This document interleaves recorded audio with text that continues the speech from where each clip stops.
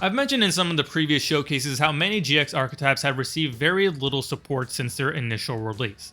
Venoms are the biggest victim of this abandonment, having received not a single archetype-specific card since they came out in Tactical Evolution in 2007. Run by Cobra and GX, these snakes are quite the battle for Judai to overcome. In fact, Venoms are the first archetype to sport what people refer to as a Towers, a monster with protections against all effects.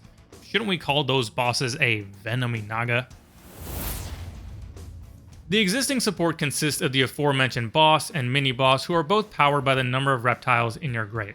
Venominaga can be brought out with Rise of the Snake Deity, which itself can only be activated when Venom minion you control is destroyed. The snake lineup leaves a lot to be desired. A bunch of monsters that relate to placing venom counters on other monsters, so think of it like they're poisoning them, which then lets Venom Swamp take them out once they've been poisoned enough. The deck has some notable traps, namely offerings to the Snake Deity, which technically is just generic reptile support, but clearly a facilitator to bring out Venominaga. Also, there's damage equals reptile, which I guess is one of the few cards in existence with a math operation in its name, and lets you bring out a reptile monster with less attack than battle damage you take. Sure enough, Venom minion has 0 attack.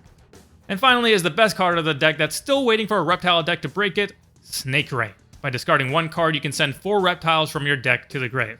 Now at the time this seemed like an easy way to power the bosses, but with the graveyard being a major resource for modern strategies, it's understandable why Konami has turned the page on supporting Venoms further.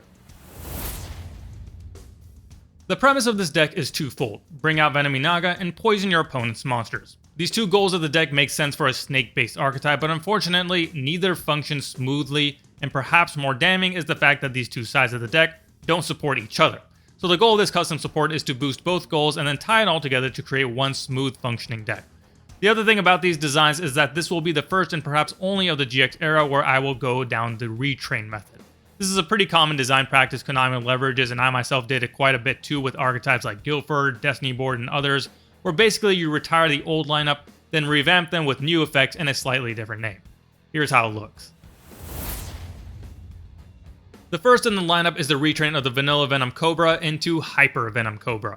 Pretty simple card where when it hits the grave, you place one Venom counter on each face-up monster your opponent controls. Also, this card and the other 3 will have a different protection against cards that have a Venom counter. In the Cobra's case, it'll negate the effects of a card with a Venom counter if that card is trying to target this card. Next is Hyper Venom Snake, protection that it can't be destroyed by battle with a monster that has a Venom counter on it. Then it's got 2 very critical effects. First is if a Venom counter is placed on a card, including during the damage step, you can target that card, then special summon this guy from your hand or grave, then double the number of Venom counters that target has on it. So an easy way to really amass the number of counters on the board, which feeds into its next effect, where you can remove either 2, 4, or 6 Venom counters from the field to then set 1, 2, or 3 Snake Deity traps with different names from your deck. At its maximum, you should be able to set up all the pieces you need to bring out Venominaga. Next is Hyper Venom Serpent. If it battles a monster with a Venom counter, that monster is destroyed at the start of the damage step. Its other effect is simple. On summon, you can send one Venom or Venom monster from your deck to the grave, then distribute Venom counters among face-up monsters your opponent controls, equal to the number of reptile monsters in your grave. So if you open with him, that'll be 1 counter, and then he gets better as your grave builds up. Finally, we have Hyper Venom Boa, who is unaffected by the effects of cards your opponent controls that have a Venom counter on them. Has a summoning ability from the hand or grave as well, like the snake, whereby removing 2 Venom counters from the field, you can special summon him, then destroy 1 card on the field. Finally, if he's destroyed, you can special summon 1 Venom monster from your deck or grave, so that's going to be your Venom minion. So 3 of these 4 greatly benefit from being sent to the grave by either the other one or a card like Snake Rain, and then once you get your Venom counter engine going, cards like Snake and Boa can really start to net you advantage repeatedly. The one spell is a retrain of the field, Hyper Venom Swamp. This card also places Venom counters on non-Venom monsters each end phase, but also places counters on activation. Its name becomes Venom Swamp while in the field zone, so the protection of Venom minions still kicks in, and then instead of an attack reducer, it will negate the effects of any monster that has 3 or more Venom counters on it.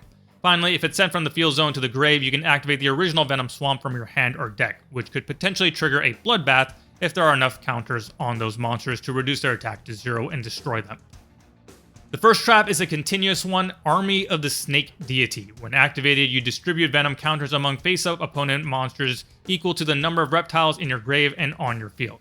And then once per turn, you can remove 2 Venom counters from the field to special summon 1 Venom or Venom monster from your deck, but it's destroyed during the end phase. Also, for the rest of the turn, you cannot special summon monsters except reptiles. So this card does it all for both goals of the deck. Places a bunch of counters on the field to get your counter-based cards going, and then also brings out your snakes and then even destroys them, either allowing you to trigger Rise for Venominaga, or just loading up more reptiles in the grave to power your bosses. And then finally, we have the continuation of where Snake Deity's command left off. This is a card that negates spells. Order of the Snake Deity instead negates monster effects and traps. You can either remove 1 Venom counter to negate the activation, or if you control one of the 2 bosses, the Venom Minion or Venominaga, you can negate the activation and destroy that card. So that's what we got with the Venom custom support. This is going to be another deck where going second is beneficial because you need a monster on your opponent's field to be able to place Venom counters on it to get your combos going. So let's say our opponent has a monster on board and we're going second. We'll draw for our turn, summon Hyper Venom Serpent on summon who can send a Venom or Venom monster from deck to grave, then distribute Venom counters among face of monsters our opponent controls equal to the number of reptile monsters in our grave. So that's just going to be the one. We'll send the Venom Cobra. So let's say our opponent has a monster on the board. We'll put 1 counter on it. Counters can't be placed on tokens, but imagine it has 1 counter. Hyper Venom Cobra, since it was sent to the grave, we can place another Venom counter on each face of monster our opponent controls. So now that token will have 2. Since a Venom counter was placed on a card, we can target that card, special summon Hyper Venom Snake from our hand or grave, and then double the counters it has on it. So it'll go from 2 to 4. Now, since there are 4 counters that we can remove from the field, we can trigger Hyper Venom Snake's second ability to set 2 different Snake Deity traps from our deck. So we'll grab Rise, and we already got an army there, so let's send that back and grab the Order of the Snake Deity, our partial Omni Negator, 2/3 of the way, monster effects and traps. Then we'll set our army, set our offerings, and pass to our opponent. On our opponent's turn, we could immediately, if we so choose, activate Army of the Snake Deity to distribute Venom counters on our opponent's monsters equal to the number of reptile monsters we control in our grave. So that's going to be 3. So we'll put 3 counters on that token. We can then remove 2 to special summon a Venom or Venom monster from our deck. It's destroyed during the end phase. Bring out Venom Minion, the king of poisonous snakes. Now, what I'm about to do probably isn't the most effective use of our cards, but I'm just going to demonstrate the ease with which now, thanks to the custom support, the deck can bring out the ultimate boss Venominaga. We can activate Offering of the Snake Deity offering to the Snake Deity to destroy Venom Minion, and then 2 other cards on the field. And then that'll allow us to trigger Rise of the Snake Deity to bring out Venominaga. Again, the reason why I say this isn't the most efficient use of resources is because this is only going to come out at 1,000 attacks since we only have 2 reptiles in the graveyard. This is much better suited either if you have activated Snake Rain or if you're later on in the duel where you have more reptiles loaded up. But just going to demonstrate again the potential that this deck has to be able to bring out its boss monsters or simply control the pace of the duel by being able to generate advantage with a card like Hyper Venom Snake to set up your traps that can then control the pace of the game with cards like Offering to destroy cards your opponent controls in order to negate their cards. So that is a demonstration of the custom supported Venom archetype. So that does it for the Venom custom support. Hope you enjoyed, and be sure to like and subscribe for 2 weeks from now.